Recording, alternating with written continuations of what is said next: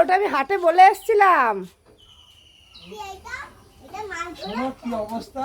মাছ ধরার না, এটা আম পাড়ার বাবা। আমি হাটে আগের দিন বলে এসেছি আম পাড়ার জন্য এটা দিতে।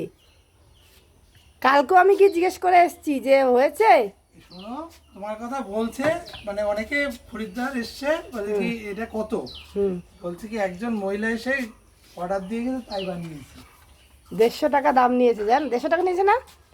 আমারে বলেই ছিল 150 টাকা নেব। দেখি এই সামনেটা দেখি, হ্যাঁ, দেখেছো বন্ধুরা? এই যে এই জিনিসটা বানিয়েছি, এইটা কিন্তু মানে যত্ন করে রাখতে পারলে সারা জীবন অনেক জীবন মানে অনেক দিন থাকবে। আমাকে বলেও দিয়েছে এর মধ্যে এই কেরোসিন তেল যদি মাখিয়ে রাখি তাহলে ঘুণ ধরবে না। হ্যাঁ। দেখেছো জিনিসটা কি সুন্দর? তো আম পাড়ার জন্য এটা নাকি রানাঘাট থেকে অনেকে এনেছে। তো আমি রানাঘাটে যাইনি, আমি হাটের মুখে, আমাদের হাটের ভেতরে গিয়ে আমি আগের দিন বলেছি। তো দেখো কত সুন্দর করে বানিয়ে দিয়েছে।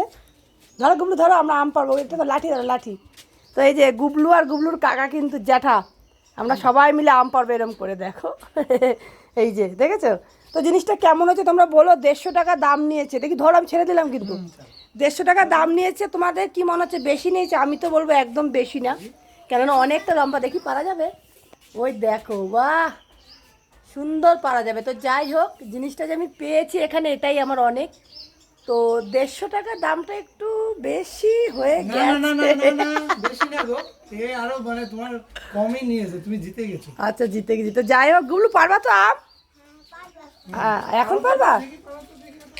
একটা পাত্র পাবো নাকি দেখি তো। এই বাবা বলে, বাবা বলে, ওই তো হাত গেছে, হাত গেছে, আমার গুবলু বাবার হাত গেছে গো। তো জিনিসটা কেমন হয়েছে দেখো তোমরাই বলো, ঠিক আছে? আর তোমাদের যদি লাগে দোকানের ঠিকানা দিতে পারি আমি, ঠিক আছে?